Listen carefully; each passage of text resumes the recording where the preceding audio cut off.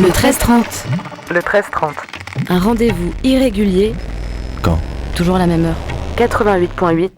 Je réécoute encore et encore. Chouette. Chouette. Le 13-30.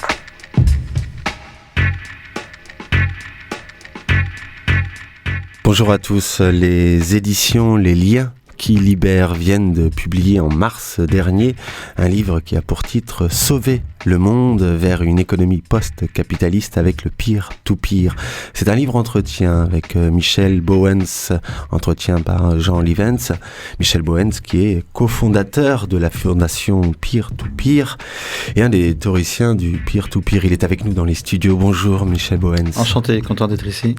Michel Bowens, ce livre qui a pour titre « Sauver le monde », on pourrait le prendre comme un livre d'anticipation à partir de nouveaux modèles existants.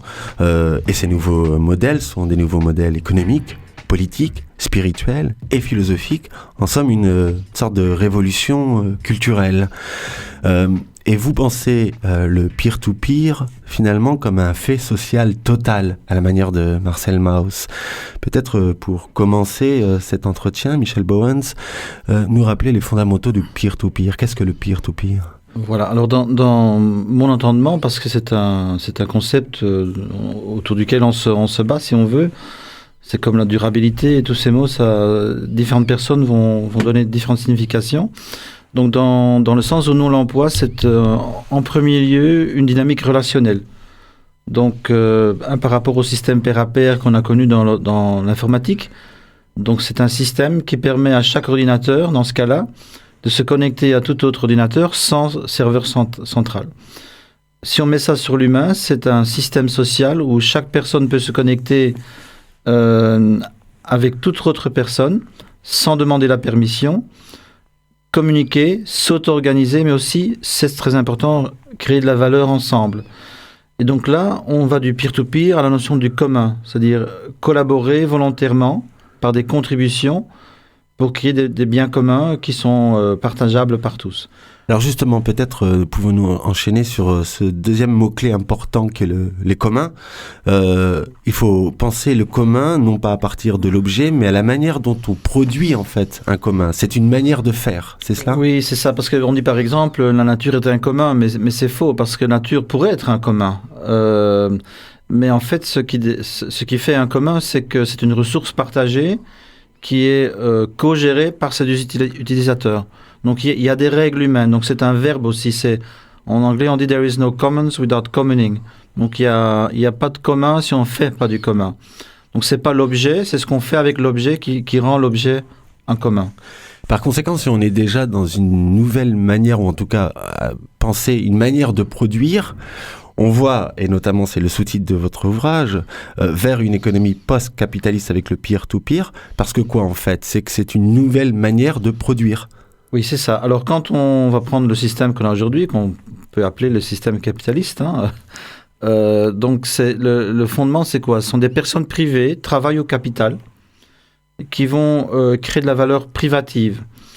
Donc ils vont faire des échanges marchands, travail contre salaire, objet contre prix, et ils vont pas se soucier des externalités, c'est-à-dire des dégâts potentiels que peuvent faire les transactions, parce qu'elle est basée sur l'intérêt mutuel de deux personnes par exemple. Et donc on a besoin d'un État qui va de l'extérieur réguler le marché, parce que de l'intérieur le marché se régule pas. Quand on voit le système de pair à pair vu comme système de création de valeur, donc comme système productif, comme mode de production, on voit que ce sont des contributeurs, payés ou non payés, qui créent des communs. Donc c'est pas du travail qui crée de la marchandise, c'est des contributeurs qui créent du commun. Et ça, c'est déjà du post-capitalisme. On n'est plus dans une création de marchandises, mais le commun qui existe aujourd'hui, évidemment, il émerge à l'intérieur du capitalisme. Donc, il est entouré de pratiques de captation de la valeur. Donc, vous avez en bref, vous avez une communauté productive qui peuvent être des salariés, des auto-entrepreneurs, mais aussi des volontaires. Vous avez autour de cela, vous avez une coalition entrepreneuriale qui peut être capitaliste, mais qui peut aussi être non capitaliste, qui pourrait être par exemple des coopératives, l'économie solidaire, etc. Et puis, il y a aussi des fondations. Donc, ce qui est intéressant dans les fondations open source, c'est qu'ils ont une autre vision du monde que celle des ONG. Une ONG, elle vit dans la rareté, c'est-à-dire il y a un problème, on va mobiliser des ressources qu'on va diriger vers ce problème, mais c'est une vision de rareté, tandis que les nouvelles fondations, il y a un problème, il y a assez de gens qui peuvent contribuer, donc on va créer une infrastructure de coopération qui permet aux gens d'adhérer à ces plateformes. Alors, je m'autorise comme ça à revenir sur ces aspects, disons, post-capitalistes à l'intérieur du capitalisme. Oui. Vous précisez donc qu'on passe finalement du travail à la contribution, d'une certaine manière, et de la marchandise au commun. Ce qu'on produit n'est plus de la marchandise, mais du commun. Il y a aussi un autre aspect qui est au niveau de l'organisation du travail. Cette organisation, on n'est plus du côté de la division du travail, mais de la distribution des tâches dans le peer-to-peer. Oui, c'est ça. Donc, avec un mot difficile, on appelle ça la stigmergie. Donc, c'est le langage par signaux des insectes sociaux, les fourmis, les abeilles. Donc, pour expliquer ça d'une façon assez simple, vous allez sur le Wikipédia et vous êtes un bouddhiste théravadique. Vous regardez l'article et il ne vous plaît pas. Il y a une erreur ou ce que vous croyez être une erreur. Dans un système fermé, on ne peut rien faire. Mais dans un système ouvert, c'est un signal pour contribuer. Donc, je peux librement aller changer cet article. Et donc, on voit qu'il y a des comment dire en anglais, on dit des social artifacts, donc des artefacts sociaux d'une grande complexité, des encyclopédies, des logiciels libres, voire des satellites, des voitures qui sont coordonnées de cette façon-là. Donc, il n'y a pas de command and control, comme on dit en anglais, il y a du contrôle après coup, mais la contribution est libre. C'est ça qui est très important et c'est très nouveau. Mais peut-être lorsque vous parlez de post-capitalisme, il y a encore le capitalisme. Donc oui. On est dans une société, disons, hybride pour le moment. Et ces modes de production, ils sont prototypes d'une certaine manière. Voilà, c'est pas un mode de production complètement organique. C'est-à-dire qu'il ne peut pas encore se reproduire complètement par lui-même. Il a besoin du capitalisme encore. Voilà, alors on peut faire un parallèle historique, une analogie si on veut. Donc au fin du 19e siècle, le capitalisme achetait les machines, vendait le produit, la matière brute aux ouvriers des guildes, les artisans, et leur achetait. Donc ils avaient encore besoin de l'ancien régime pour exister.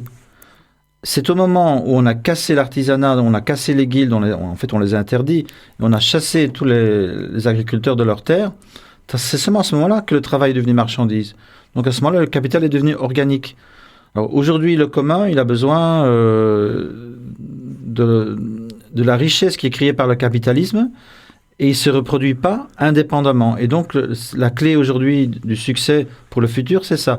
Comment est-ce qu'on peut rendre l'économie du commun plus autonome et comme un système organique, en fait? Parce que cette économie des communs, si elle s'appuie, en tout cas, elle s'appuie sur des contributeurs, ces contributeurs, il faut bien effectivement qu'ils soient payés d'une certaine manière. En tout cas, se pose la question de la redistribution des richesses vers ces contributeurs.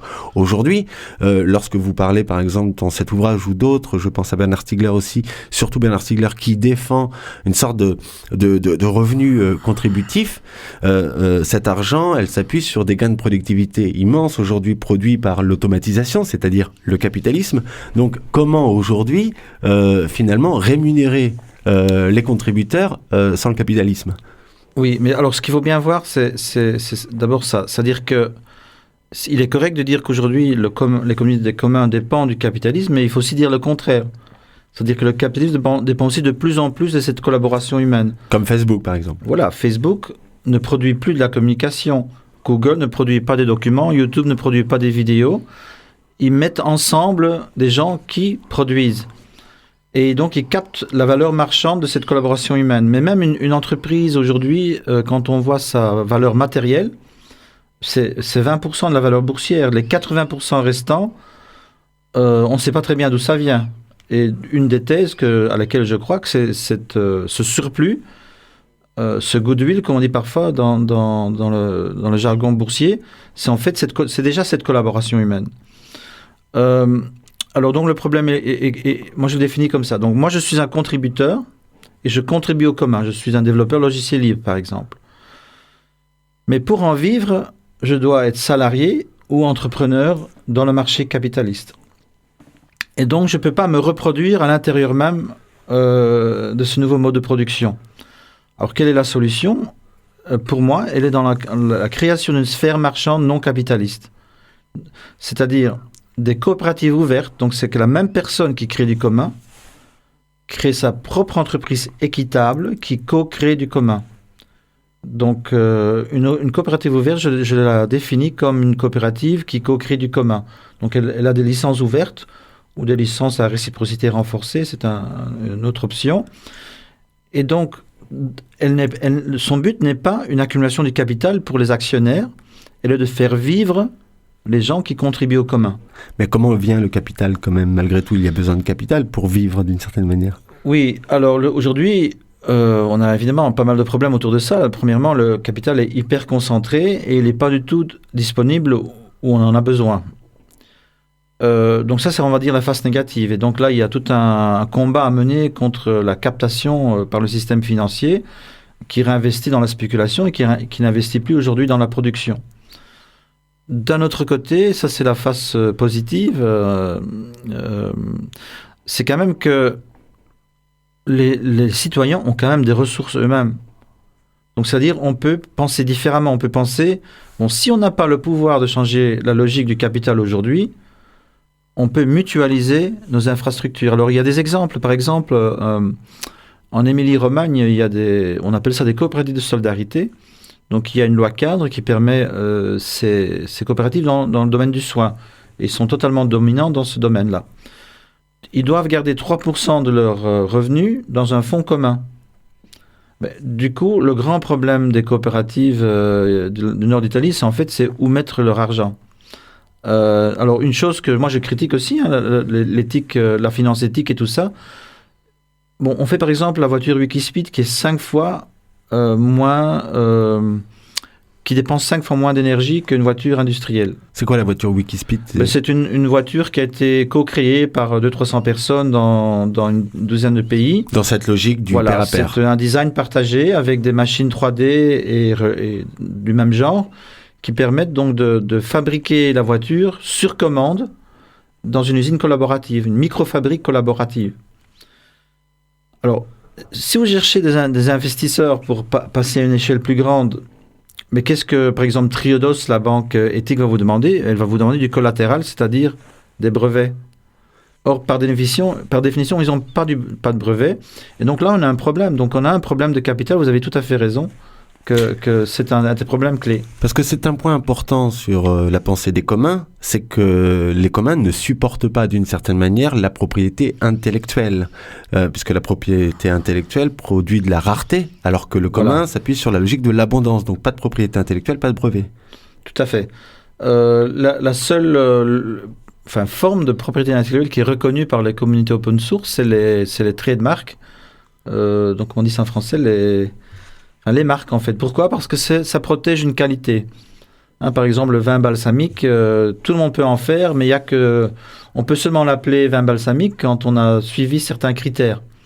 Donc ça, en général, c'est accepté. Ce qui n'est pas accepté, c'est de privatiser une avancée technologique, parce qu'en fait, on trouve ça immoral.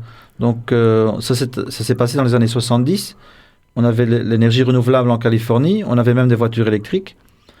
Les entreprises du pétrole ont racheté les brevets, ont fermé les entreprises, ont détruit physiquement les voitures. Donc 30 ans de non-développement. Et aujourd'hui, dans un contexte de crise écologique, de crise de climat, c'est absolument impensable de privatiser une avancée et de la mettre, dans la mettre au placard. Donc il faut que ces avancées soient partagées par toute l'humanité. Mais c'est bon pour le business, ça veut dire que tous les entrepreneurs, tous les citoyens peuvent utiliser cette avancée et y bâtir de nouveau dessus. Pensez un peu à l'imprimante 3D. Pourquoi est-ce que ça avance aujourd'hui? C'est très clair. Ça a commencé quand le brevet s'est terminé. Donc il y a eu 20 ans de brevet où il y a eu très très peu d'innovation. Personne ne connaissait même la technologie. Le jour où le brevet est tombé, on a une éclosion d'innovation. Donc les brevets sont anti-innovateurs. C'est vraiment une force... Parce que dans ce livre-là, donc aux éditions de Linky Lubert, Sauver le monde vers une économie post-capitaliste avec le peer-to-peer, vous faites aussi comme ça un travail d'une certaine manière de critique de l'économie actuelle, où vous expliquez en fait que finalement la rareté et l'abondance sont des choses créées artificiellement. C'est ça. Alors il y a peut-être de la vraie abondance et de la vraie rareté, mais il y a une différence entre considérer le marché comme une technique pour allouer des ressources par la technique du prix, et ce que fait le capitalisme, qui est une ingénierie de la rareté. Donc l'obsolescence planifiée, c'est une ingénierie de la rareté. Donc quand on fait par exemple un panel solaire, on fait en sorte qu'il casse en 5 ans. Même les ordinateurs verts aujourd'hui, c'est 2 ans et demi, c'est fini. Et donc c'est systémique. C'est systémique parce que dans les départements de recherche d'une entreprise, on doit maintenir cette rareté, sinon on détruit le marché. Et ce que fait les droits de propriété intellectuelle, notamment sur le partage de la culture, c'est opérer aussi une rareté des produits culturels d'une certaine manière. Voilà, c'est le même phénomène. Et alors donc nous on plaide pour 2 choses différentes. La première chose, c'est les open business models. D'ailleurs, il y a un livre qui est sorti en France qui, je crois, qui est très bien, c'est Without Model ou Open Model. C'est un modèle basé sur l'open source ? C'est ça, c'est en fait comment est-ce qu'on peut créer une vie économique sans rareté artificielle, donc sans détruire l'abondance naturelle, mais en trouvant des services à valeur ajoutée qui apportent au commun sans le casser. Et puis, on doit peut-être sans doute aussi réfléchir à des politiques publiques, comme Philippe Aigrin, qui a écrit un livre sur l'économie du partage, et qui a des propositions au niveau des politiques publiques. Et par exemple, Stigler, qui parle de généraliser la structure des intermittents, parce qu'aujourd'hui, tout le monde devient créatif. Alors justement, parce que dans cet ouvrage, vous déclinez peer-to-peer et économie, peer-to-peer et politique, peer-to-peer et philosophie, peer-to-peer et spiritualité. C'est en cela où c'est une vraie, d'une certaine manière, révolution culturelle. Alors sur le peer-to-peer et politique, vous essayez d'imaginer un nouvel État, d'une certaine manière, qui ne soit plus l'État-providence, mais un État partenaire. Oui, voilà. Alors... Donc, moi, je n'ai rien contre les utopies, parce que les utopies, ça stimule l'imaginaire. Mais je préfère quand même des utopies réelles, c'est-à-dire des utopies qui sont basées sur des vraies pratiques émergentes. Donc, on ne doit pas s'imaginer qu'un jour ce sera possible, on le voit déjà. Donc, mes idées, je veux quand même dire ça avant d'expliquer, elles sont vraiment basées sur des institutions existantes, qui sont déjà là au niveau microéconomique, et qu'on peut étendre. Alors, par exemple, donc l'État partenaire, ça vient d'où ? Ça vient de la vision de ces fondations que je vous ai expliquées. Donc, des fondations open source qui ne dirigent pas la production, mais qui la rendent possible. Ils sont des entités facilitatrices. Et on peut donc imaginer que la communauté productive, c'est les citoyens deviennent producteurs. Donc, tous les citoyens produisent du bien commun, deviennent productifs. On a une économie éthique macroéconomique qui tourne autour de ces communs, et on a des collectivités, des institutions collectives qui managent, rendent possible ces activités-là, donc qui renforcent l'autonomie individuelle et sociale des citoyens. Est-ce que cet État partenaire, on pourrait aussi l'appeler l'État-fondation d'une certaine manière ?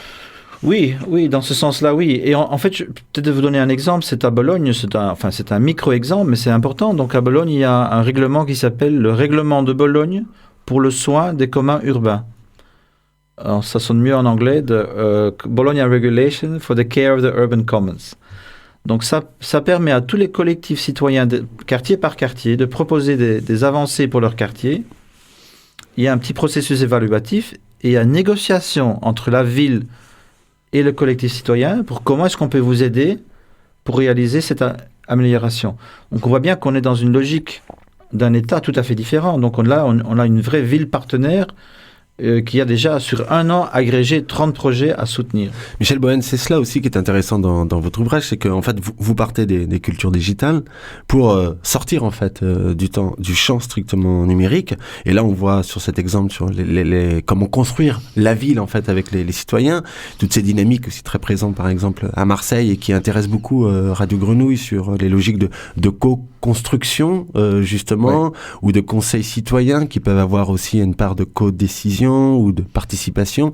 C'est cela aussi que vous englobez dans votre pensée. Oui, tout à fait, parce qu'on voit déjà... Alors, je connais mal Marseille, hein, je dois m'excuser, c'est la deuxième fois que je viens et je connais pas très bien le local. Donc, il y a quelqu'un qui m'a dit hier, c'est la capitale des problèmes et ça peut aussi être la capitale des solutions. Exactement, de l'innovation en tout cas. Donc, c'est très bien dit. Alors, à Grenoble, donc, vous avez une coalition rouge-verte. En général, ce sont les meilleures coalitions pour le commun.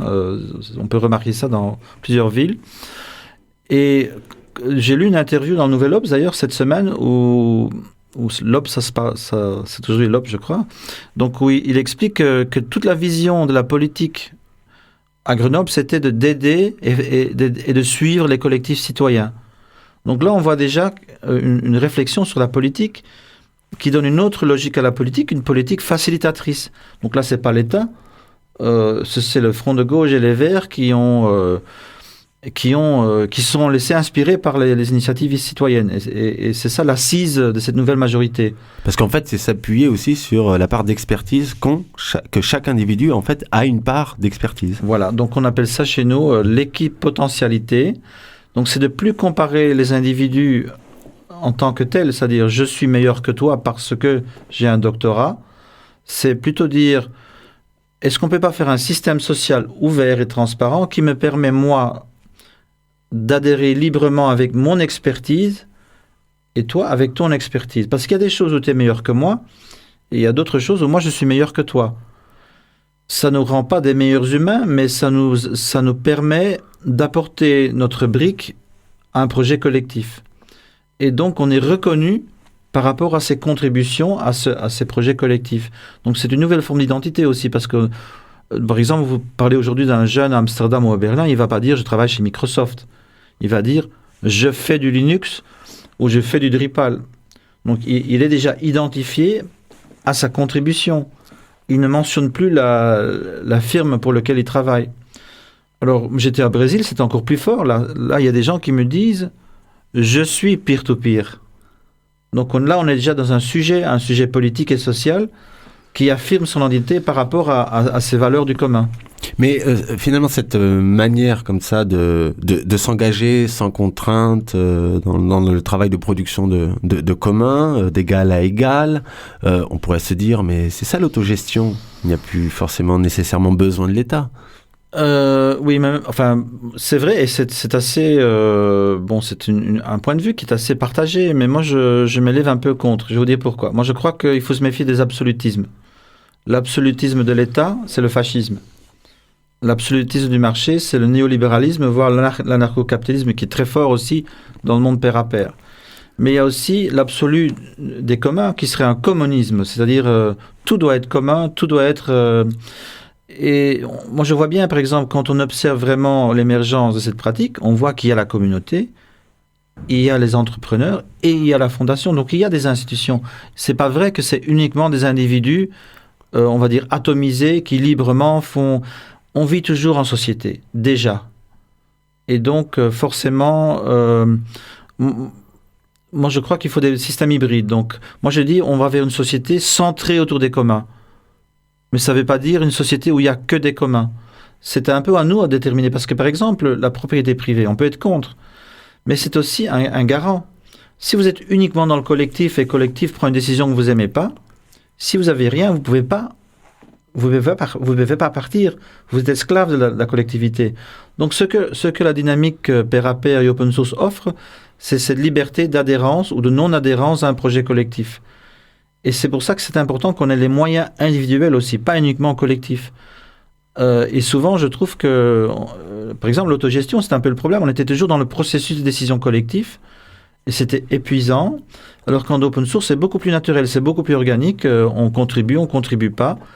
On négocie quand on a des problèmes.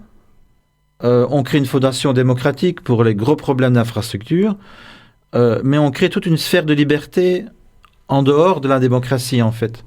Donc c'est aussi post-démocratique, si vous voulez.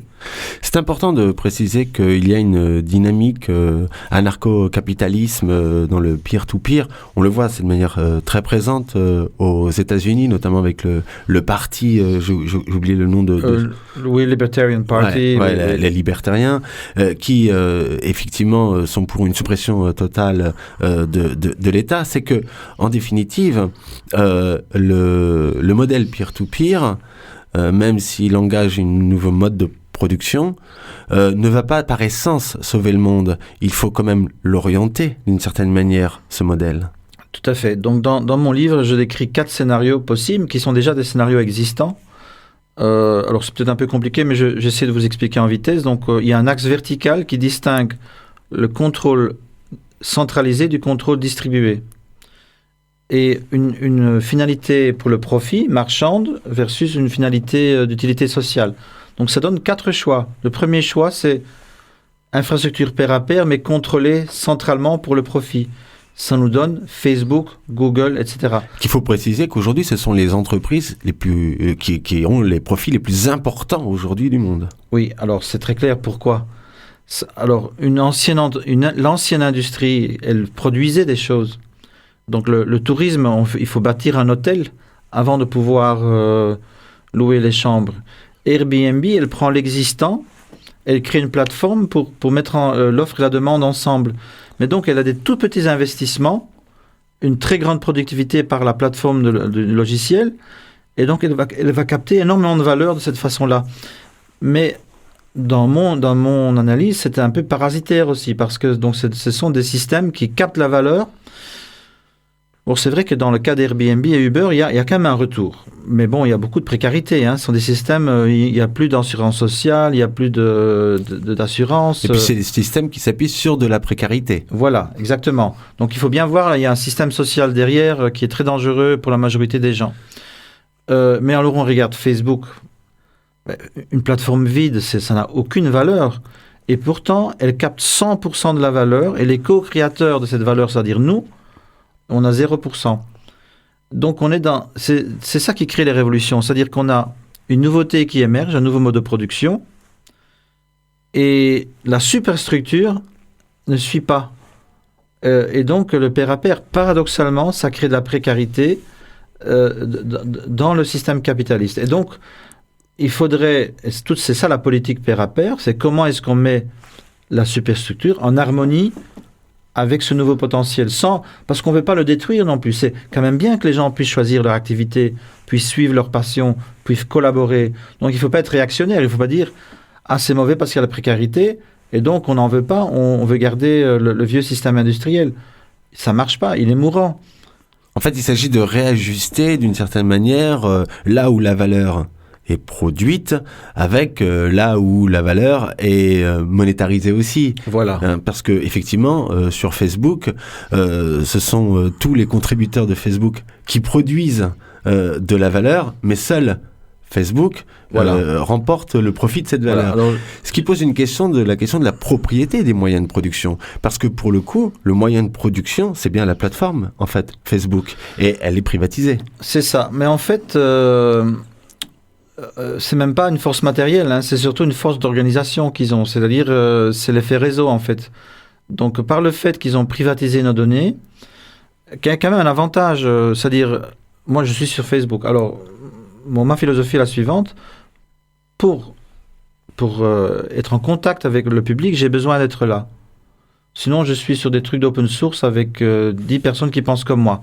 Franchement ça m'intéresse pas. Par contre, tout ce qu'on a fait en interne, on emploie des technologies open source. Donc, c'est-à-dire, on ne veut pas être dépendant au niveau de notre auto-organisation d'une plateforme privative. Donc, on l'utilise uniquement comme moyen de communication. Mais le problème, c'est quoi ? Le problème, c'est que au plus longtemps qu'on reste, au meilleur leur offre, au plus d'amis qu'on a, etc., etc. Et donc, le coût de quitter... il y a une dépendance. Il y a une dépendance. Et alors moi, je crois que c'est déjà trop tard, en fait, pour des alternatives. Donc, je peux me tromper. Et donc, je crois que c'est plutôt par cette auto-organisation qu'on doit procéder. C'est-à-dire, par exemple, nous, on emploie Loomio. Mais Loomio, c'est un logiciel de prise de décision démocratique pour des communautés virtuelles. On ne concurrence pas pour les consommateurs. Mais chaque fois que je rencontre une autre organisation qui est dans le commun, on dit mais employez Loomio. Et donc du coup, on crée une contre-infrastructure qui est invisible aux médias, que même la plupart des consommateurs ne connaissent pas, mais qui crée toute une technologie indépendante de Facebook. Mais en fait, par exemple, d'une certaine manière, sortir de la propriété privée des moyens de production, ce serait par exemple pour Facebook, faire en sorte que la plateforme Facebook, dans son infrastructure, elle soit pensée en modèle ouvert. C'est ça. Alors, on peut penser différemment. Donc, il y a des gens... moi, j'ai un ami canadien, Tiberius, avec un nom très compliqué roumain, de Sensorica, qui veut aucune institution. Donc, c'est simplement une forme de comptabilité. Il appelle ça la comptabilité ouverte. Toutes les contributions sont cotées. Il y a un système karmique, si vous voulez, d'évaluation de pair à pair. Et si après, il y a des ressources qui sont générées, par exemple des ressources monétaires, elles sont distribuées par rapport aux contributions. Mais moi, je suis plutôt pour des coopératives, mais des coopératives ouvertes, c'est-à-dire des coopératives qui co-créent du commun. Alors, il y a des nouveaux modèles de propriété que j'aime beaucoup, par exemple Fair Shares, donc propriété équitable, des actions équitables. Donc, c'est 10% pour les fondateurs. Donc, c'est une reconnaissance du travail de pionniers qui ont créé un Zuckerberg, par exemple. Il a quand même créé, donc on peut lui donner quelque chose. Et puis, 3 parties égales pour la finance, les travailleurs et les utilisateurs. Donc ça, je trouve un bon système parce qu'il reconnaît, comment on dit ça en français, le stakeholders, le multi-partenariat, quoi. Tous les gens qui ont contribué se retrouvent dans la structure de l'institution qui gère la plateforme. Vous proposez aussi une nouvelle type de licence, des common licences, c'est-à-dire qu'il y a différents types niveaux de licences. La licence, disons, libre, et chacun peut prendre, retravailler. Mais vous proposez une licence en disant, elle est libre, et y compris pour les entreprises, à condition qu'elle ne fasse pas de produits avec... non, c'est pas tout à fait ça. Non. Je vais vous expliquer. C'est peut-être pas... C'est un peu compliqué, mais c'est pas si compliqué que ça. C'est-à-dire que il faut d'abord voir quel est le problème des licences libres. Alors, quand on est dans l'immatériel, c'est aucun problème. On peut faire du logiciel, comme en Italie. Je vis jusqu'à 40 ans chez mes parents. J'ai à manger, j'ai un endroit où dormir. Je peux écrire du code. Aucun problème. Enfin, j'ai caricature un peu, mais c'est quand même vrai. Par contre, si vous voulez faire du physique, de la production physique, même avec une microfabrique, il faut un endroit, il faut du loyer, il faut les machines. Et donc là, il y a un paradoxe, c'est-à-dire au plus communiste vos licences, au plus capitaliste les pratiques. Parce que si IBM se met dans le logiciel libre, il domine le logiciel libre, vu que c'est une multinationale. Donc c'est ouvert, oui, mais c'est pas solidaire. Et donc, si vous voulez faire la production physique, moi je propose donc des licences à réciprocité renforcée, ce qui veut dire que, oui, une firme privée peut participer, mais elle doit contribuer. Elle ne peut pas simplement puiser dans le puits sans qu'il y ait un renvoi d'ascenseur. Donc c'est un souci de réciprocité.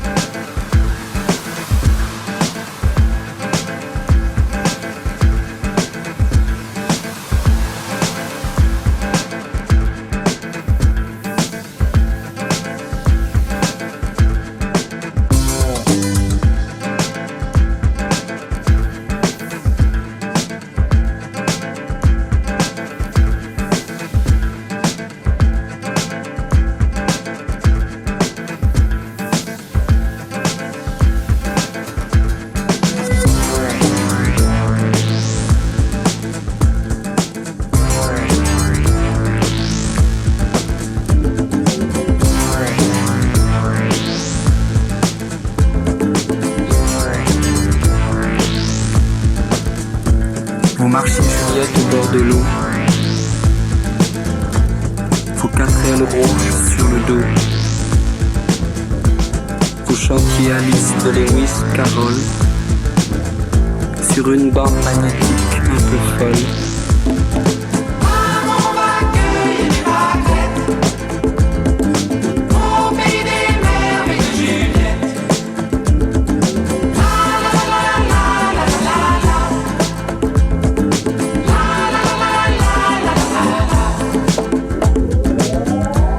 Sur les vieux écrans de 68, vous étiez chinoise mangeuse de frites. Ferdinand Godard vous avait un baguet de l'autre côté du miroir d'un café.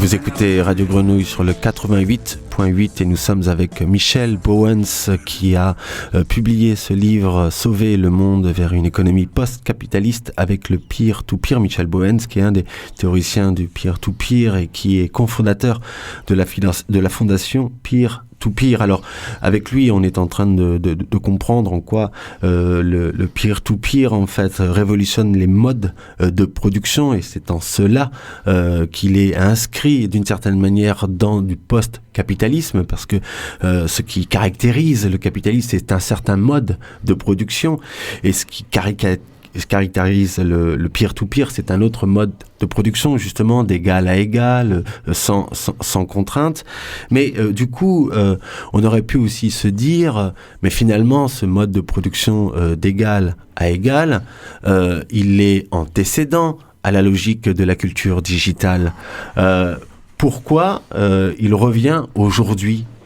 Oui, mais en fait, c'est une mise en échelle, c'est-à-dire le peer-to-peer a toujours existé et probablement c'était la première relation humaine dans le mode tribal, surtout au début de l'ère tribale.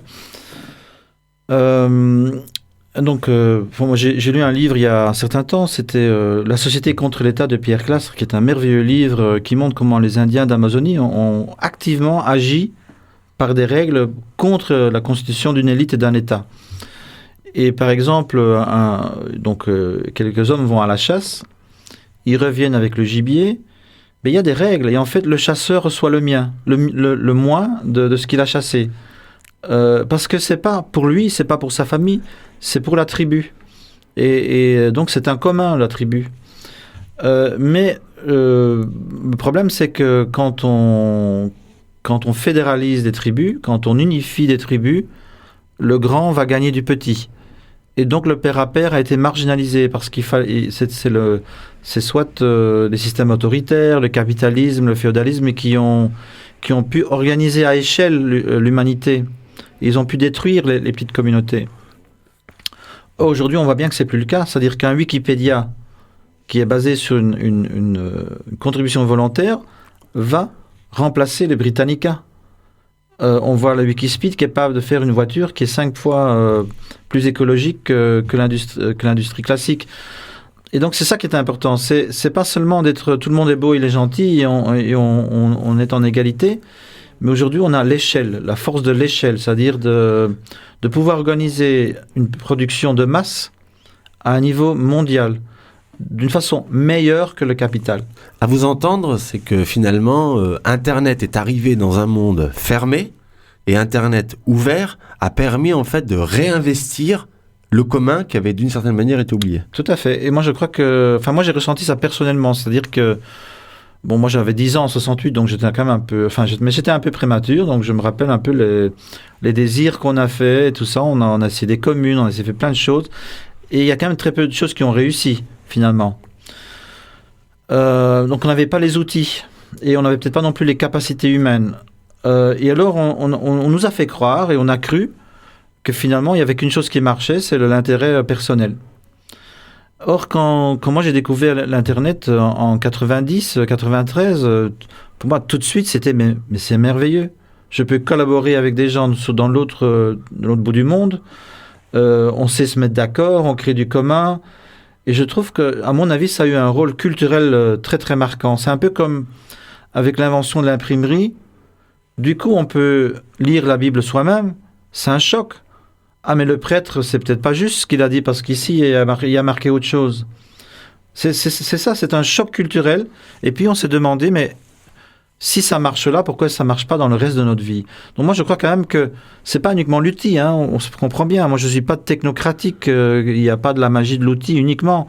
C'est l'appropriation de l'outil par le désir humain, par des mouvements, par des projets, c'est ça qui est important. Et donc là, je parle de l'hyperproductivité du mode pair à pair. Et si vous voulez, je peux vous expliquer en gros ce que ça veut dire.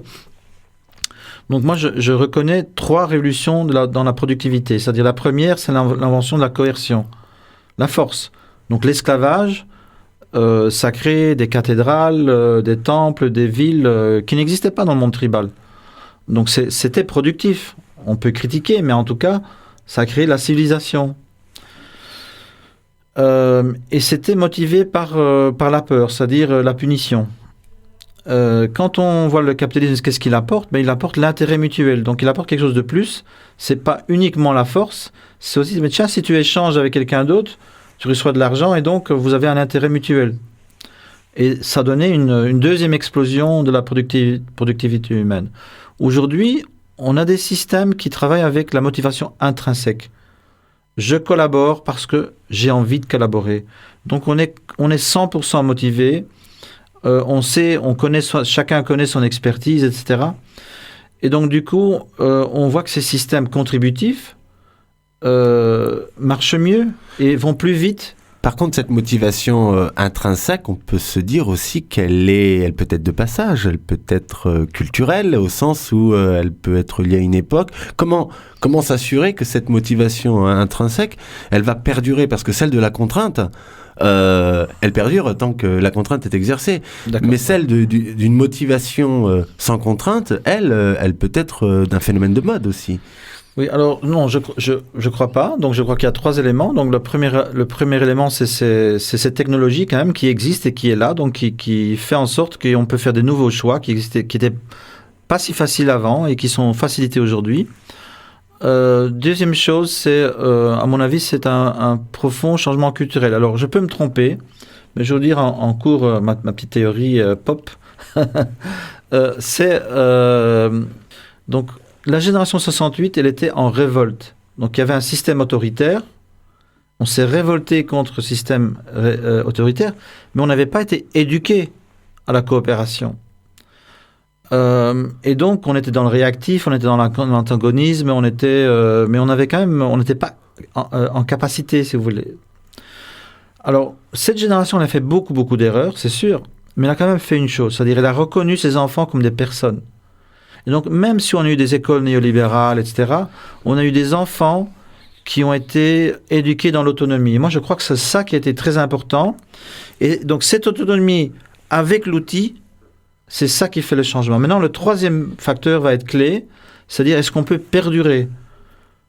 Et ça, c'est l'aspect économique. Donc, c'est là, on doit réussir à créer un système économique qui nous permet de vivre des contributions. Et ça, c'est pas gagné, ça, c'est sûr.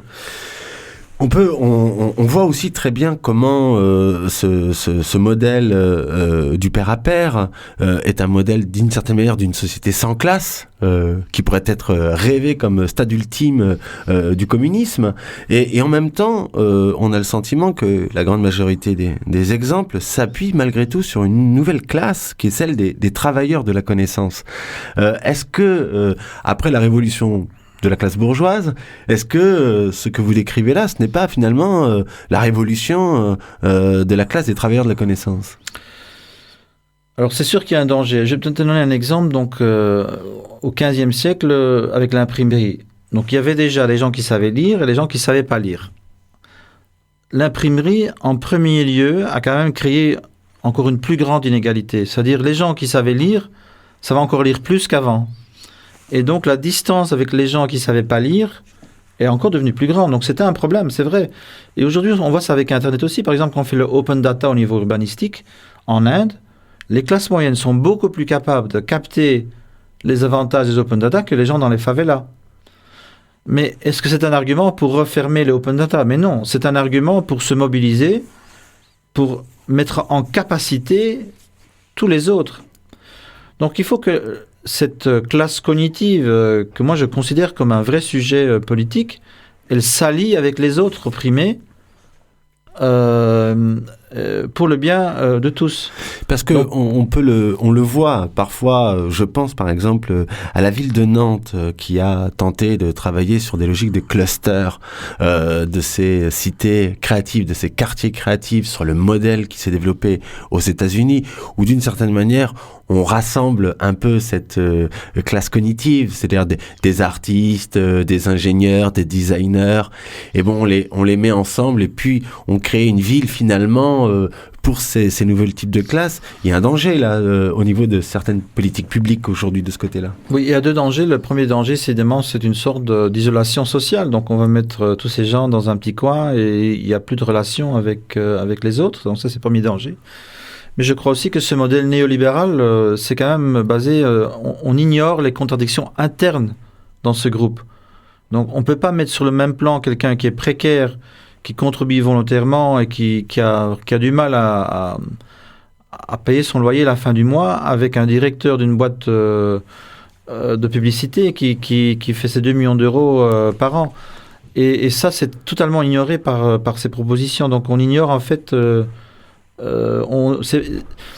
la classe cognitive, pour moi, c'est la classe des précaires. Les autres, ils ont les moyens de production. On est quand même d'accord, on n'est pas dans la même situation sociale. En fait, on voit qu'avec ces clusters, ces quartiers créatifs, finalement, on est un peu sur le modèle Facebook, c'est-à-dire qu'on met ensemble des contributeurs qui vont produire de la valeur, et puis ensuite on capte la valeur pour des profits, parce que au final, ces quartiers créatifs, c'est bien pour la ville de tirer un certain profit.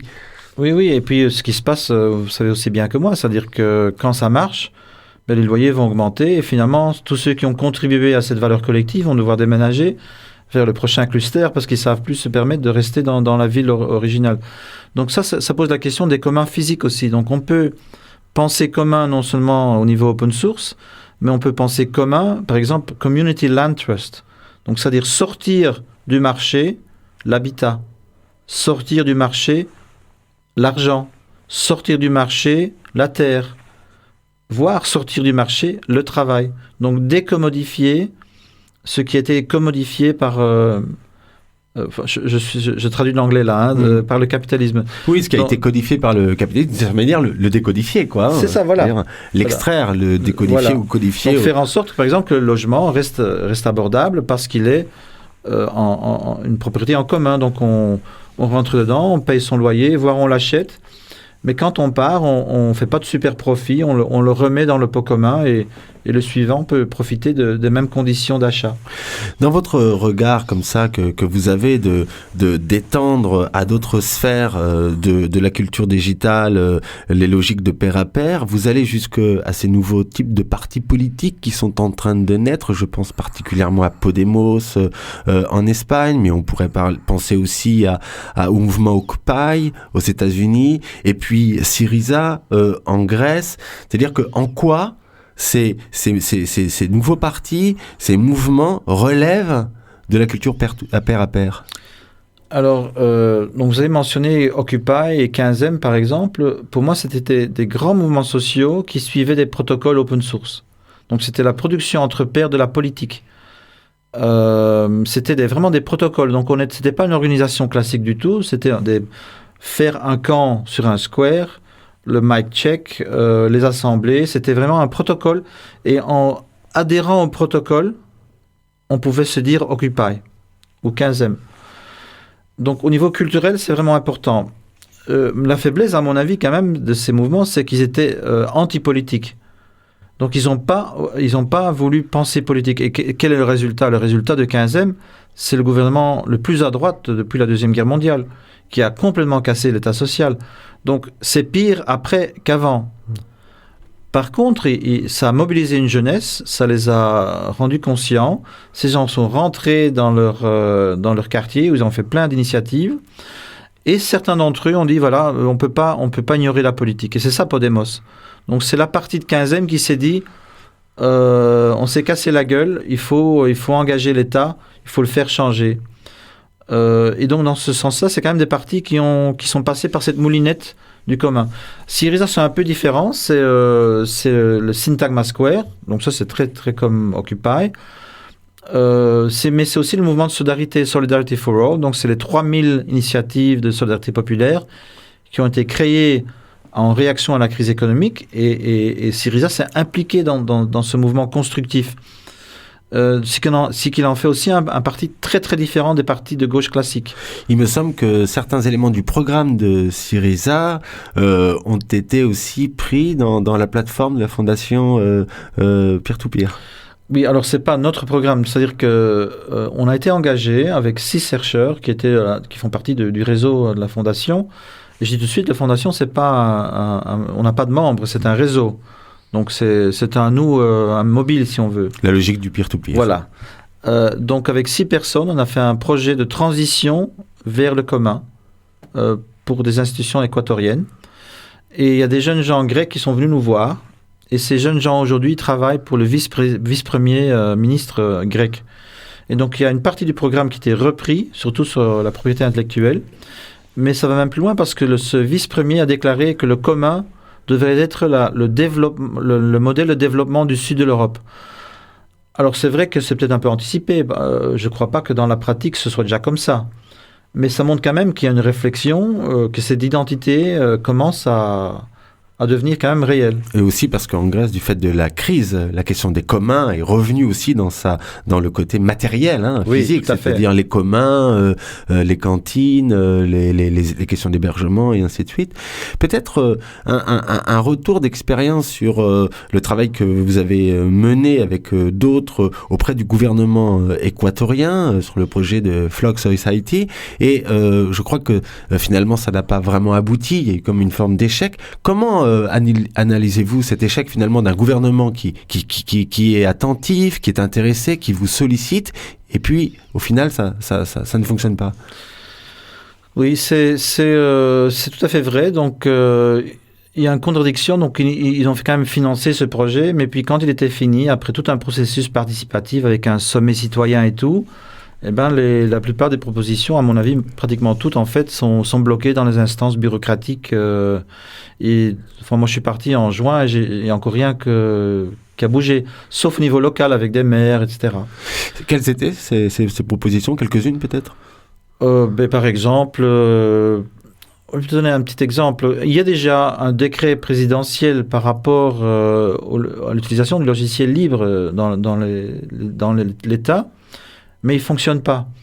Il ne fonctionne pas parce que la loi oblige le gouvernement à engager uniquement des développeurs qui ont un diplôme en sciences et informatiques. Or, ces gens-là, ils sont aux États-Unis, ils gagnent $4,000, donc ils refusent de travailler pour l'État qui paye $1,200, je crois. Donc, par exemple, là, on avait une proposition d'un système d'accréditation ouvert qui reconnaît les vraies capacités de codeurs non diplômés. Donc, il fait le pont entre l'apprentissage informel et le système d'accréditation formel. Ce qui aurait permis, par exemple, au gouvernement alors d'engager ces jeunes qui savent coder, c'est simplement qu'ils n'ont pas de diplôme. Alors, un deuxième exemple, si le gouvernement équatorien passe de laboratoires scientifiques basés sur de l'hardware privatif vers du open hardware, ils peuvent diminuer leur coût d'investissement par 7/8. Je ne rigole pas, c'est sérieux. Donc, c'est-à-dire, ils peuvent faire, je suis très mauvais en mathématiques, j'ai osé le dire, 8 fois plus de laboratoires avec le même investissement. C'est quand même intéressant. Il y a des gains en fait énormes, enfin il y a des économies extraordinaires qui peuvent aussi permettre des gains de productivité, pour le coup aussi intéressant, parce que on s'aperçoit là aussi où c'est très intéressant on voit quand il y a des problèmes de productivité aujourd'hui, on essaye de travailler sur la question des masses salariales, les coûts de production en fait humains. Ce que vous d'une certaine manière vous proposez, c'est des formes de coûts, de réduction des coûts de production, mais ailleurs en fait que sur les coûts humains. C'est aussi là où il y a des formes intéressantes. Parce qu'il y a dans notre système, il y a une rente extractive qui est énorme. Et sur les médicaments, on parle de 3 000, 4 000, voire 30 000% parfois. Sur les livres scolaires, ça coûte $4 pour les imprimer, peut-être $8, mais on les vend à $80. Donc, cette propriété intellectuelle, c'est quelque chose qui est vraiment une machine à soustraire des revenus aux pauvres vers le monde financier. Vous êtes aussi attentif à toutes ces dynamiques des villes en transition qui pensent une logique de relocalisation finalement, je pense par rapport aussi à la question de la campagne dans la ville ou ces formes-là. Mais en même temps, vous y êtes attentif et puis vous y êtes aussi un petit peu critique parce que vous essayez de penser à une échelle globale. Quand vous voyez que ces dynamiques de ville en transition, en fait, elles sont trop localisées ?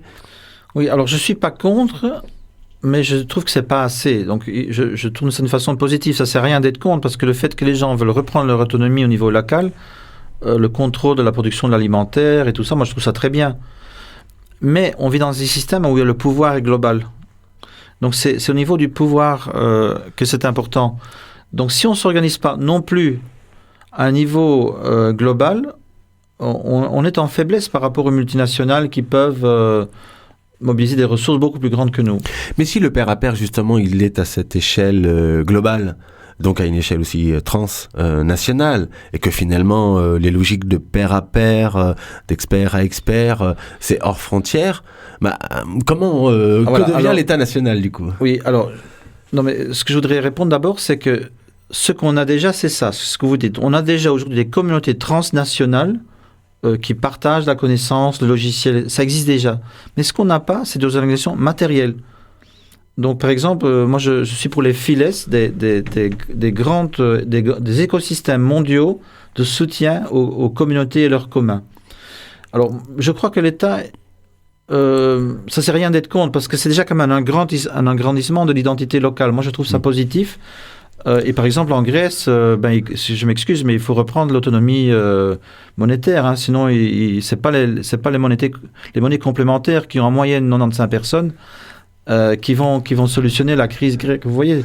Donc malgré le fait que le pair à pair en fait est d'une certaine manière au niveau transnational, il peut y avoir malgré tout des politiques partenariales au niveau national. Tout à fait. Mais il faut démocratiser l'État. Il faut rendre l'État délibératif, participatif. Donc il faut la production entre pairs de la politique en fait. Et ça, on n'a pas le temps d'en parler. C'est dommage, mais j'invite les auditeurs effectivement à lire ce livre, Sauver le monde vers une économie post-capitaliste avec le peer-to-peer, parce qu'il y a aussi toute une réflexion autour d'une nouvelle organisation d'une certaine manière de la démocratie, ce que vous pourrez appeler la démocratie plus, c'est-à-dire de penser des assemblées des communs, d'une chambre aussi des communs. Il y a toute une articulation entre la démocratie représentative et la démocratie participative autour de ces enjeux du commun.